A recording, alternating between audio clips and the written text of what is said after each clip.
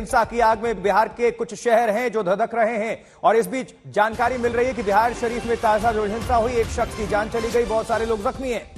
बिहार शरीफ हिंसा मामले में एक शख्स की मौत हो गई है, ये सूचना है। पहाड़पुर इलाके में कल हुई थी फायरिंग और इस घटनाक्रम में एक व्यक्ति की जान चली गई। जहां दो गुट आपने सामने ये बीते दिनों की तस्वीरें आपको दिखा रहे हैं, लेकिन ये जो आगजनी हिंसा, तोड़फोड़ और पत्थरबाजी, ये सिलसिला थम नहीं रहा है। पिछले 3 दिनों से लगातार बिहार जल रहा है, उसके कुछ शहर चपेट में हैं। लेकिन कौन लोग हैं इसके पीछे, कौन है मास्टरमाइंड? कोई तो शक्ति होगी जो इसके पीछे है, अदृश्य, जो कि साजिश रच रही है, बिहार को सुलगाने दहलाने की कोशिश कर रही है। उनको चिन्हित करना अभी प्रशासन के लिए, शासन और सरकार के लिए सबसे बड़ी चुनौती और सख्त कार्रवाई की दरकार यहां पर है, क्योंकि सवालों के घेरे में नीतीश सरकार, पुलिस प्रशासन, आखिर इंटेलिजेंस फेल्योर, पुलिस प्रशासन क्या कर रहा? क्योंकि एक के बाद एक कई जगह हिंसा और ये सिलसिला पिछले 3 दिनों से जारी है। रामनवमी शोभा यात्रा से शुरू और फिर शुक्रवार, फिर शनिवार को भी इलाके में अब पुलिस बल की तैनाती है, फ्लैग मार्च किया जा रहा है। डीएम एसपी मौके पर निकल रहे हैं, लोगों को समझाने की पूरी कोशिश। कुछ लोग गिरफ्तार किए गए हैं सासाराम और नालंदा से, बहुत सारे लोग हिरासत में लिए गए हैं, पूछताछ चल रही है। लेकिन तमाम तस्वीरें भी आई हुई हैं सीसीटीवी, जिसमें देखा जा सकता है कि तोड़फोड़ और हिंसा की जा रही है।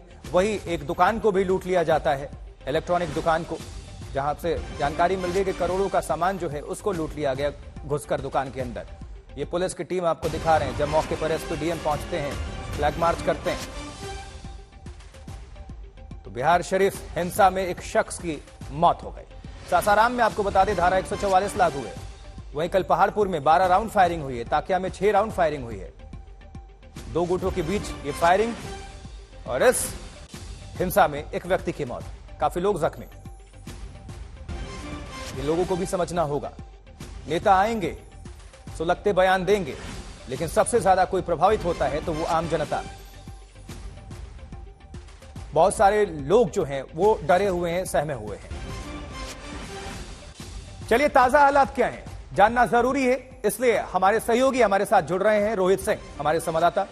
रोहित, किस तरह के अभी हालात हैं, सासाराम हो या फिर नालंदा, बिहार शरीफ, क्या वहां से जानकारी?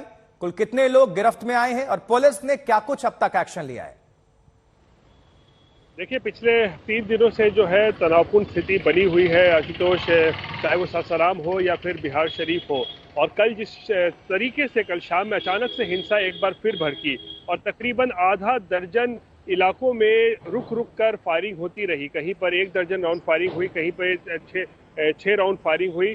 और इस घटना में सबसे बड़ा घटना जो है वो घटी पहाड़पुरा इलाके में, जहां पर शाम के बाद अचानक से 8 बजे के आसपास 2 गुटों के बीच में 12 राउंड फायरिंग हुई, जिसमें 3 लोगों को गोली लगी। और अब जानकारी हमें ये मिल रही है कि इस घटना में एक व्यक्ति की मौत हो गई है।